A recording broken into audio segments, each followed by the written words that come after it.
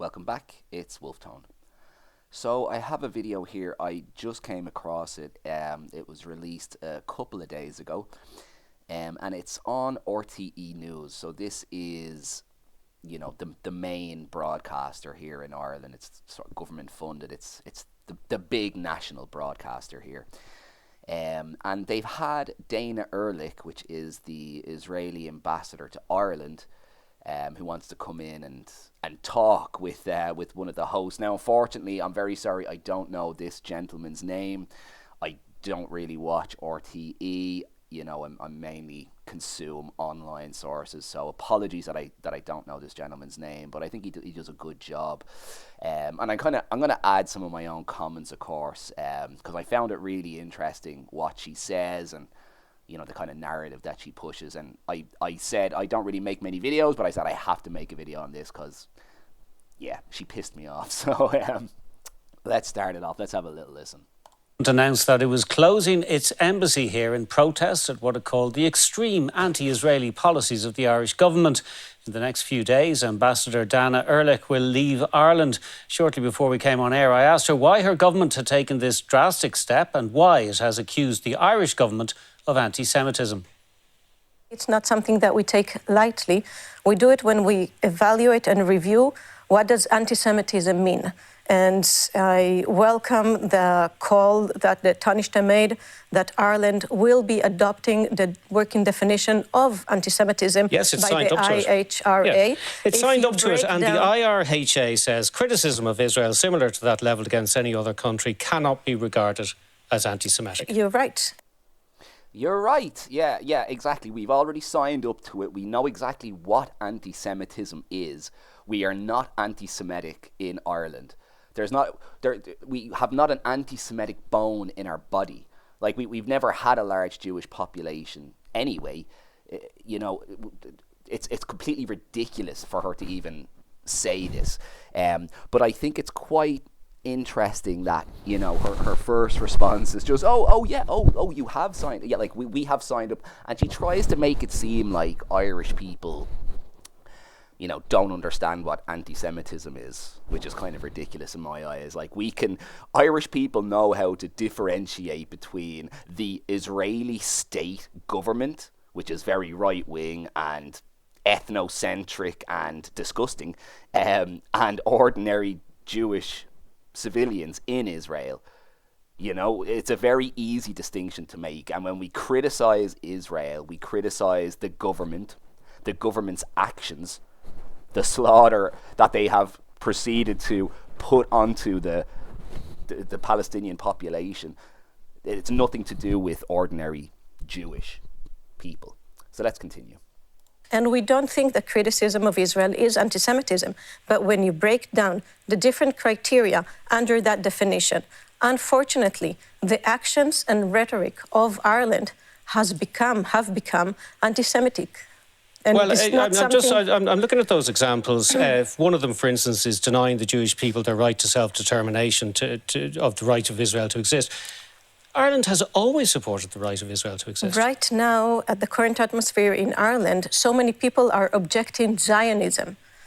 Yes, exactly. We're objecting Zionism, which is the racist, leading political voice in the country today. The ones that seek to increase the land of Israel for the Jewish people. That's what we're against. We're not against Jewish people. And I just find it's absolutely ridiculous for her to just sit there and just spout this out like, the climate in Ireland, it's so anti-Semitic. It's like, have you listened to any of our government's statements? They all, we were so angry at our government because they were giving so much support and credence to what happened on October 7th. And, they condemned Hamas and condemned the attacks on October 7th and demanded the release of the hostages and everything that Israel wants, that they would want us to do, our government has done. But that's not good enough for her, because ordinary Irish people want to go out and protest what's happening over there. Like, who does she think she is? Honestly, I have no idea how she can come here and say this stuff. Anyways, let's continue. I'm getting ahead of myself. they say that Zionism is something that it is not. And that narrative is something that we see perpetuated. But the government supports the right of Israel to exist, supports a two-state solution, has consistently condemned what happened on October 7th, has consistently called for the release of the hostages. Do you want to go through the other criteria of that definition? Because it also says that holding Israel to a different standard than any other country, focusing on Israel, the only Jewish state, and promoting initiatives against it in a different from the other countries. Like, I mean, honestly, like, treating Israel differently than other states. We're not treating Israel differently from any other state. It's so crazy. Like, if any other state in the world were illegally occupying a people on their indigenous land and have over the decades continually came in to quote unquote mow the lawn and kill, slaughter, blow up Palestinian civilians, like, I mean, if this happened in another country, we would 100% call it out. We would do the exact same thing. We'd be at the ICC.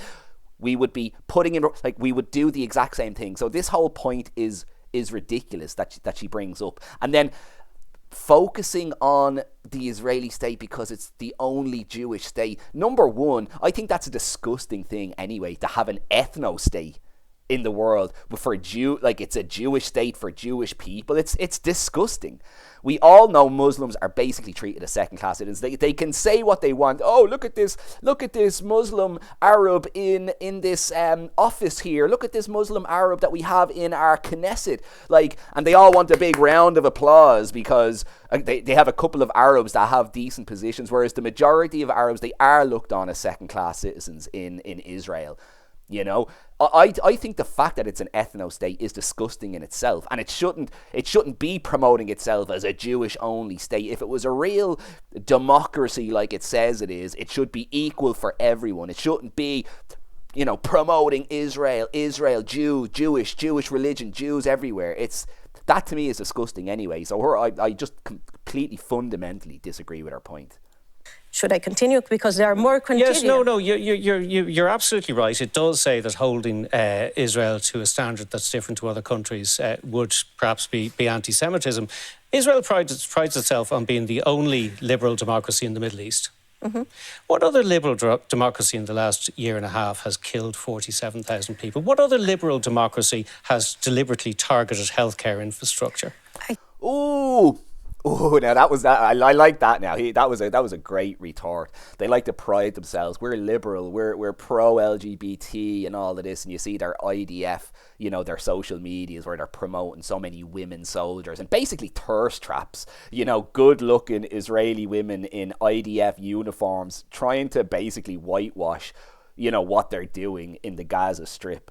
And he's so right. You know, you call yourself this liberal beacon of democracy in the Middle East. It's like, what other country, what other liberal democracy, never mind not even in the Middle East, around the world, is systematically slaughtering tens of thousands of civilians, women and children and men? No country is doing it. Zero. Like, Russia is definitely not a liberal democracy anyway, so let's just put that out of the way. You know, like, it's a great point, and she just, like, in her immediate reaction, like, it's a laugh. Like, she finds it funny that he brings up the fact that they're slaughtering people. She's disgusting. Anyway, let's continue. I think right now, these kind of questions that for 15 months we've been hearing on Irish media is the kind of closed narrative and biases that is the echo chamber that Ireland is, I'm afraid to say, stuck in. We are stuck in an echo chamber. We're stuck in an echo chamber. You guys are literally the propagandists of the world. You're on every news site. You're on every media company. I've seen you people everywhere. Literally everywhere. US media, British media, Irish media. Your generals sitting there with your uniforms on, telling us, literally trying to paint the IDF narrative for us. Like, that's all we see. We don't see any Hamas militants being invited in, obviously. We don't see many Palestinians even be invited on to talk about the situation. It's the Israelis and the Israeli state and the IDF which are going out into the world and trying to paint a narrative. And then to tell us that we're in an echo chamber, delusional. And what we're trying to do is break this echo chamber. You're repeating a narrative that Hamas wants you to repeat. Listen to what she just said. We are repeating a narrative that Hamas wants us to repeat. Like, just think of the irony of that. When all of their lackeys and their cronies are out on all of these news sites and doing interviews where they are just painting one picture.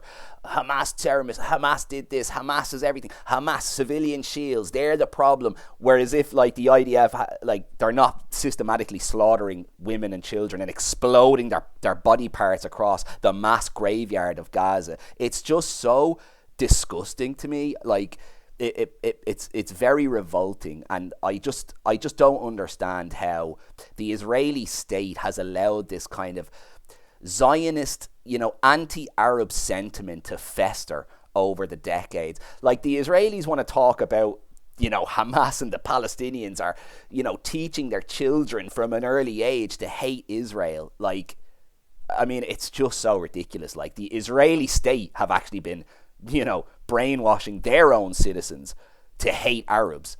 And that's why if you go on TikTok or you can search all of this online, there's literal many TikTok and Instagram reels of, normal, not IDF even soldiers, normal Israeli citizens dressing up as Arabs, like blackface, laughing about it, saying, cut off all their water, we don't care about them, we'll kill them all. The funniest thing is, if you actually go and start translating some like tweets of ordinary Jewish people, it's like, sorry for the comparison, it's like opening a page of Mein Kampf, some of the stuff that they say. Like, it's the most vile, anti-Arab, anti-human sentiments. We don't care, cut off their food, cut off their water, they deserve nothing, they're animals, they're this, they're that. The dehumanization has happened from the Israeli side, not from the Palestinian side. Now, in contrast to that, yes, the Palestinians are going to absolutely hate the Israelis because they come in and murder their friends' family over and over and over again and refuse to give them their freedom. It's like that's the difference. It's a natural progression. If you occupy someone, don't give them freedom, and constantly kill them, they're gonna dislike you. But the Palestinians, you know what I mean? Like, they fire a couple of rockets into Israel, which don't do anything because they have the Iron Dome, the Sling of David, like nothing. Like, it's just ridiculous. Anyway, let's continue. You're repeating numbers given by Hamas. You're not. You deny that 47,000 people have died in Gaza. If you listen to Hamas, who have said that they themselves infiltrate the numbers. Hamas infiltrate the numbers. You should probably learn to speak English before you start coming onto these and having interviews, woman. My God. Like, she won't even admit that the 47,000 number is real. And it's probably way higher. I'd say it's probably double that, in all honesty, when all the rubble is cleared and everything else, and the bodies that have been literally annihilated and exploded where you don't even know what body parts are whose. I guarantee you that number is going to go a lot higher. And she has the nerve to sit there and try and say, like, the Hamas numbers are wrong. And no, that's not right. It's like, we all see what's going on. We're not stupid. We have eyes, woman. We see what's going on every day. Like, the colour of Gaza has changed when you look from space. It's a different colour. Like, I think I was watching a different interview on LBC where one of the hosts, Sheila, made a very apt, comparison, saying, you look at any of the pictures, it looks like the bottom of a burnt out fireplace. That's how bad the destruction in Gaza is. It's just disgusting. But what I'm frustrated at when these questions come, I'm not denying that the situation in Gaza is tragic. What I'm frustrated by, that in Ireland, there is no discussion of why do we have this situation. There's no discussion in Ireland about why we have this situation. I think most Irish people know history better than most, that we have a very strong connection to our own history. And obviously that's why we have a lot of support for Palestine, because we were occupied. And our country is still occupied in the north. We half of our island is actually split, and we still have a plantation in the north of our country. And for her to say, like, we don't understand, we know exactly what's happened. The Israelis came in, you were put into the British mandated Palestine, you were supposed to split the land fairly evenly, and then you basically just went all out and started taking more land. Yes, there was the Arab War and all of this, and you were attacked, and then you went out and conquered and everything else, and you used that war as an excuse to just start annexing more and more land. You never were fair to the Palestinians. You guys should have split the land evenly. Not even that. You shouldn't have split it evenly. The Palestinians should have gotten 70% of the land, and the Jewish population should have got 30%, because the Palestinians were there the longest, But what you guys did with the backing of all the Western powers and all the guns and everything else, you guys went on a rampage and took all the land and have never given it back, because you are thieves, robbers, and you're disgusting. We need to hold Hamas accountable. It's something that the Tanishte also said. But we are not doing them any favors when the people here do not go out to the streets and call out against Hamas. We need to all be focused on that, because if you really want to help the Palestinian people, they need to be freed from Hamas. What an absolute joke. Hamas are and I don't care if this gets me in trouble, Hamas are freedom fighters. Whatever they're Islamist, and whatever you can say, whatever, criticisms you can have, I don't care about that. You criticize a resistance group when they have won their resistance. That's when you criticize them. These people are crammed into a tiny strip of land where they are subjected to horrible treatment, constantly being killed, invaded, bombed, have to walk through checkpoints just to get around their own place of land. Like, they have every right to resist what you guys have done. And actually, under UN resolutions, even the UN says that the Palestinian struggle, that they have the right to an armed resistance. The UN says this. So I am not going to say anything about Hamas. They are out there fighting for the survival. They want the freedom of their country. And what, you want us to go out into the street and denounce them? Like as if we're supposed to go out and denounce the IRA for wanting their freedom when their land was taken over, up the north especially. We're supposed to condemn them when they were treated like second-class citizens by the British. They couldn't vote. They couldn't get jobs. They were regularly beaten, stopped at checkpoints, houses raided, all of that stuff the exact same. I'm not going to denounce the IRA for what they did. They wanted freedom, and the Brits should have given us our freedom. Should have given us back the North a long time ago. But they're greedy as well. They don't want to give it back. But I just find she's just a disgusting person. Let's continue. Hamas has taken control of all of the infrastructure in Gaza. That's a very interesting point, and a lot of people would agree with it. And many of your fellow citizens in Israel were horrified to see Hamas re-emerging from their tunnels the other day when the ceasefire came into effect. And many of your fellow citizens in Israel would say that shows that your government has failed to do what it said it would do, which was to destroy Hamas. And many of them further would say, why has Israel blocked the Palestinian Authority taking over in Gaza, which is the only alternative to Hamas? Now, I disagree with that. The Palestinian Authority should not be anywhere near Gaza. They're a corrupt organisation that are basically in the pocket of Israel. But, it makes a good point, But anyways, I just don't think it's possible like that. I think all of us are horrified to see Hamas in Gaza. We are fighting an impossible enemy. And if it were up to Ireland, we wouldn't have been even in this situation, because right now Hamas agreed to this ceasefire because they understand that they are weak. They agreed to a similar ceasefire in May, and Israel didn't sign up to it. No, because as the US administration, the previous administration, and the current administration have said, it was Hamas that rejected the deal time and time again. So Bullshit. This agreement was agreed to months ago. There was obviously just a couple of kinks that would need it to be sorted out, but Hamas were willing. Hamas would have signed this deal at the start of the war to release the hostages and everything else. It's just ridiculous. The Israeli government didn't want the civilians back. They could have gotten the civilians back literally a year ago through negotiations. And it could have all been, they could have all gotten them back, but they didn't. They wanted to continue this onslaught. They wanted to thin the herd, as they say, and they want to resettle Gaza. They want to kick everyone out and build settlements there, like they've done in the West Bank and everything else. So I just think it's crazy, and the fact that when you look at the prisoner releases, all the Israeli prisoners look perfectly healthy, happy. They've learned to speak Arabic. From being with their captors. They were treated well, fed well, and they were kept safe. Whereas the Israeli military, while the Israeli military was bombing them and killing their own, killing the hostages, their own civilians, the IDF have killed plenty of them. And then you look at the prisoners coming out of Israel. You look at any of this footage, they look like they're being released from Dachau concentration camp. The shaved head, the frock that they give all the prisoners. They look like they haven't been fed. They've been abused, raped, tortured in these prisons.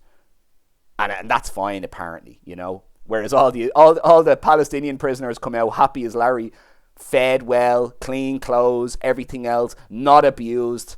It's just, we can all see who the bad guys are. It's pretty easy to see.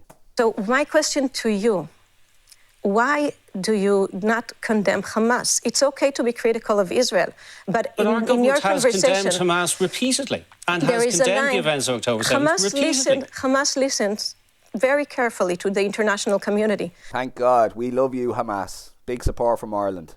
We've seen them welcome the statement of Ireland of recognizing a Palestinian state. We've seen them welcome the fact that Ireland will join the ICJ trial and try to change the definition of genocide in order to fit these blameless and are Hamas claims. The only why is she smiling? The Ireland wants to try and help people, it's not funny, woman. Like, who are you to fucking say what we can and can't do, or who we should support and not support? You know what I mean? And then they have the nerve to tell us they're closing the embassy. Good riddance. We don't want yous here. You're a disgusting state. You're a disgusting government, what you guys have done. And yous are a failing state, and I hope yous disappear altogether, but... Are Hamas the only Palestinians who've welcomed that? But when you say that the Palestinian Authority is also hesitant about Gaza because they know that Hamas will kill their people as well. Because Hamas knows they're bloody collaborators. Is killing its own people. This is not about international law. This is also not about Palestinian lives, because the different steps and initiatives that we've seen are about punishing Israel. They're not about improving coexistence. They're not about promoting peace. You deserve to be punished. That's the whole point, woman. You deserve to be punished. A liberal democracy can't be going around occupying people, occupying land for decades. It's like they live in this alternate universe.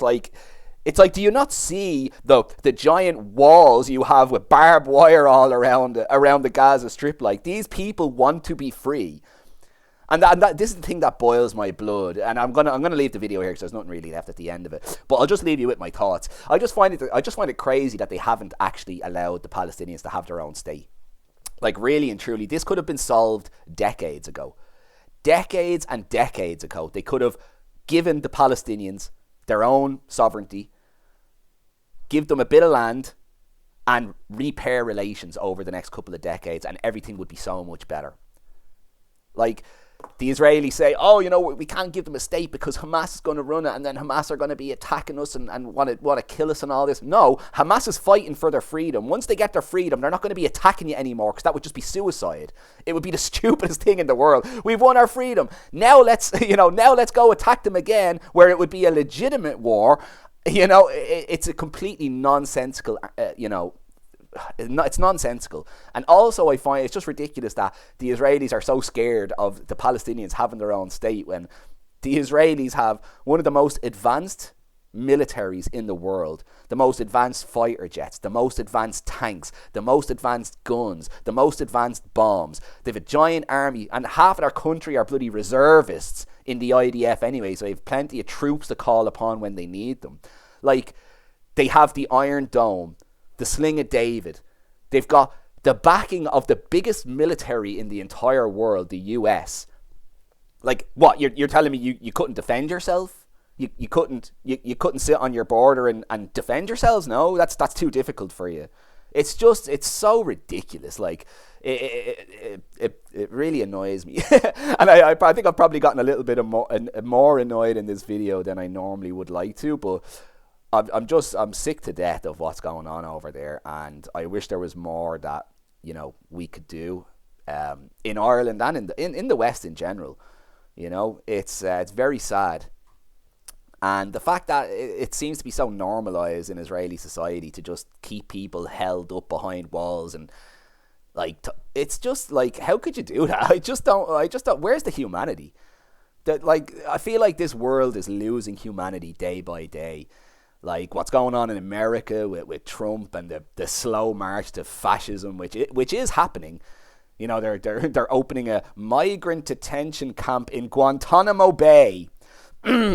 Surely there won't be any torture or any horrible things happening to these migrants, you know, where there's literally no laws in Guantanamo Bay. You know, it's outside the US jurisdiction. They can literally waterboard people, which they did, you know, in Guantanamo Bay for years.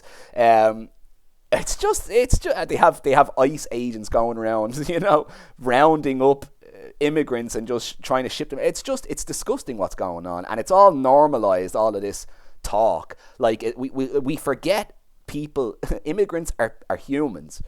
Immigrants are people. They're your next door neighbors. You walk down the street, you walk past someone a different color than you say hello, they say hello back to you. They're people with families, brothers, sisters, mothers, fathers, and all these people are just so happy to round them up, get them out, occupy them, kill them, blow them up. It's just, what's going on in the world? Have we forgotten, like, people have forgotten World War II and the absolute destruction that brought across the entire world, the hundreds of millions of lives that were lost due to fascist governments rising, growing in popularity, and then the ultimate end of a fascist government is to get all the undesirables out and then use your newfound strength to go and conquer land, annex people, gain more power. This is what's going to happen.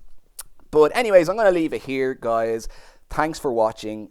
You know, if you like this and you want to hear more of my thoughts, you know, please like, subscribe, all of that good stuff. Yeah, and I'll see you again.